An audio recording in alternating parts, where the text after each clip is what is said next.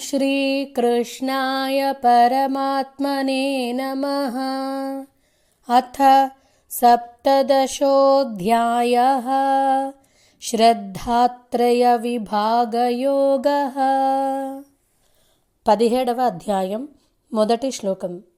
అర్జున ఉవాచ ఏ శాస్త్రవిధిముత్సృజ్య యజంతే శ్రద్ధయాన్వితాః తేషాం నిష్ఠా తు కా కృష్ణ సత్వమాహో రజస్తమః.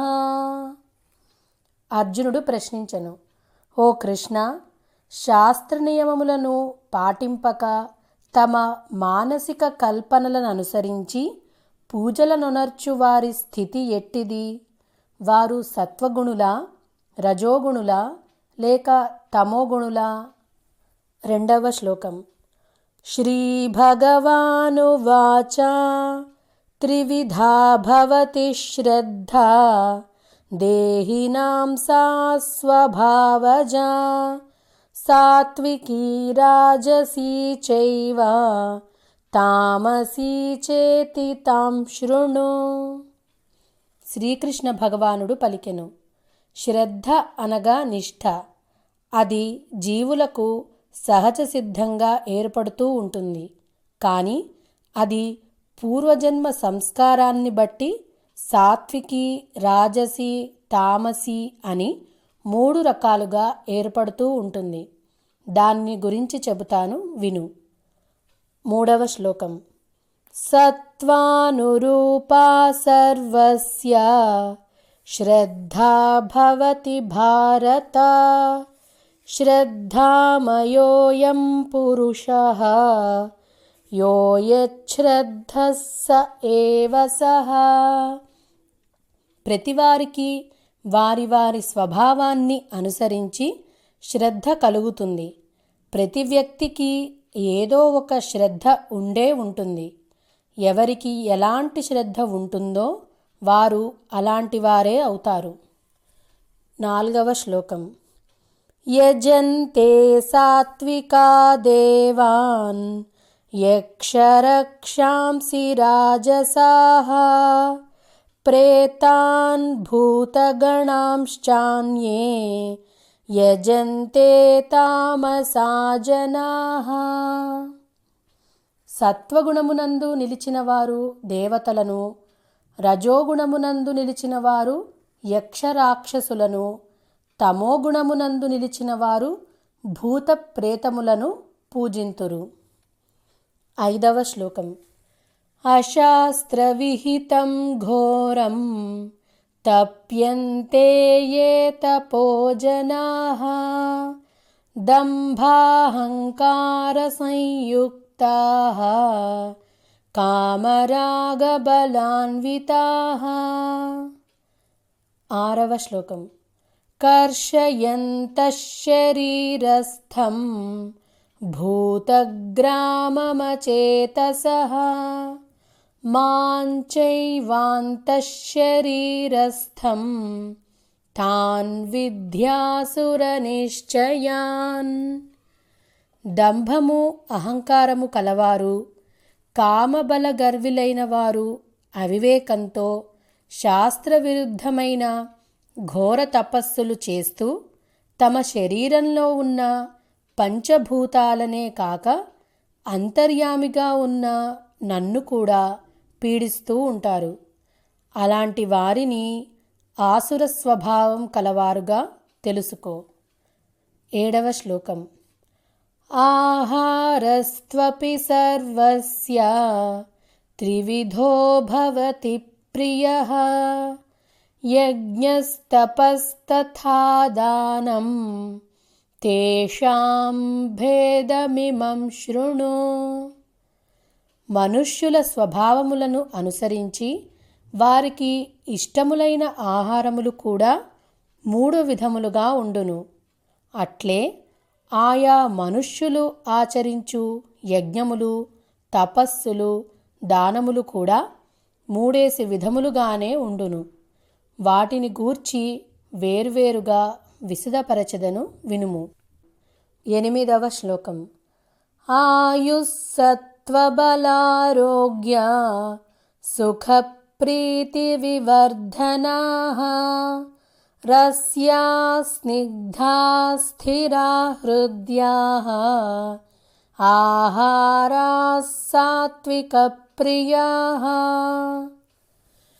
ఆయువు, బుద్ధి, బలము, ఆరోగ్యము, సుఖము, ప్రీతి మున్నగు వానిని అభివృద్ధి పరచునవియు, పాలు, చక్కెర మొదలగు రసపదార్థములను, వెన్న, నెయ్యి మొదలగు స్నిగ్ధ పదార్థములను, ఓజస్సును అభివృద్ధిపరచు స్థిర పదార్థములను, సాత్విక స్వభావమును పెంచు హృదయ పదార్థములను సాత్వికులకు ఇష్టమైనవి. 9వ శ్లోకం. కట్వం లలవణాత్యుష్ణ తీక్ష్ణరూక్షవిదాహినః ఆహారా రాజసస్యేష్టాః దుఃఖశోకామయప్రదాః. చేదు, పులుపు, ఉప్పు, కారము రుచులకు సంబంధించినవి, మిక్కిలి వేడి వస్తువులు, మాడిన పదార్థములు దాహము కలిగించునవి. అట్లే దుఃఖము, చింత, రోగములను ఉత్పన్నము చేయు ఆహార పదార్థములు రాజస స్వభావము కలవారికి ఇష్టములగును. 10వ శ్లోకం. యాతయామం గతరసం పూతిపర్యుషితం చ యత్ ఉచ్ఛిష్టమపి చామేధ్యం భోజనం తామసప్రియం. భుజించుటకు 3 గంటలకు ముందు తయారు చేయబడినవి, రుచిరహితములైనవి, చెడిపోయినవి మరియు క్రుళ్ళినవి, ఎంగిలి మరియు నిషిద్ధ పదార్థములను కలిగినట్టివి అయిన ఆహారములు తమోగుణులకు ప్రియమైనవి. 11వ శ్లోకం. అఫలాకాంక్షిభిర్యజ్ఞః విధిదృష్టో య యుజ్యతే యష్టవ్యమేవేతి మనః సమాధాయ స సాత్వికః. శాస్త్ర నిర్దేశానుసారము తమ విధి అని తలచబడుచు ఫలములు కోరని వారిచే చేయబడు యజ్ఞము యజ్ఞములందు సాత్విక యజ్ఞమనబడును. 12వ శ్లోకం. అభిసంధాయతు ఫలం దంభార్థమపి చైవ యత్ యుజ్యతే భరతశ్రేష్ఠ తం యజ్ఞం విద్ధి రాజసం. కానీ ఓ అర్జున, సరి అయిన నిష్ఠ లేకుండా ఆడంబరము కొరకు ఆచరింపబడినదియు ప్రతిఫలాపేక్షతో చేయబడినదియు అగు యజ్ఞము రాజస యజ్ఞము అని తెలుసుకొనుము. 13వ శ్లోకం. విధిహీనమసృష్టాన్నం మంత్రహీనమదక్షిణం శ్రద్ధావిరహితం యజ్ఞం తామసం పరిచక్షతే.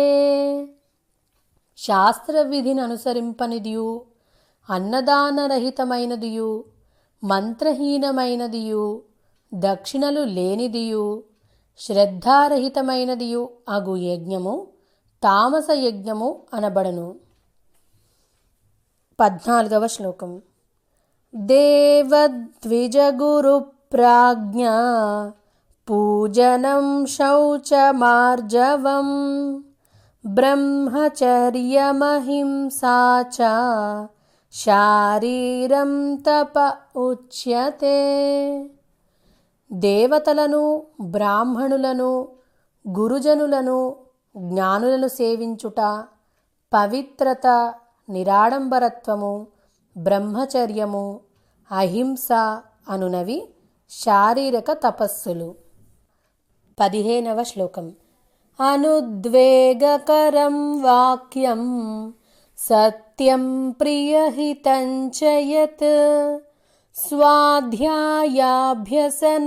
చైవ వాంగ్మయం తప ఉచ్యతే. సత్యమును, ప్రియమును, హితకరమును, అనుద్వేగకరమును అగు వచనములను పలుకుట మరియు నిత్యము వేదపారాయణము చేయుట అనునవి వాక్కునకు సంబంధించిన తపస్సనబడును. 16వ శ్లోకం.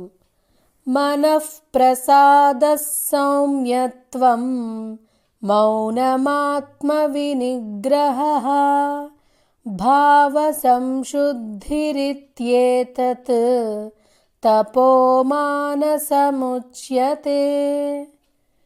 తృప్తి, సరళత్వము, మౌనము, ఆత్మనిగ్రహము, అస్థిత్వమును పవిత్రమునర్చుట అనునవి మానసిక తపస్సనబడును. 17వ శ్లోకం. శ్రద్ధయా పరయా తప్తం తపస్తత్త్రివిధన్నరైః అఫలాకాంక్షిభిర్యుక్తైః సాత్వికం పరిచక్షతే. ఈ 3 రకాలైన తపస్సు శ్రద్ధతో, నిర్మలమైన చిత్తంతో, ఫలాపేక్ష లేకుండా చేసినప్పుడు దానిని సాత్వికమైన తపస్సు అంటారు. 18వ శ్లోకం.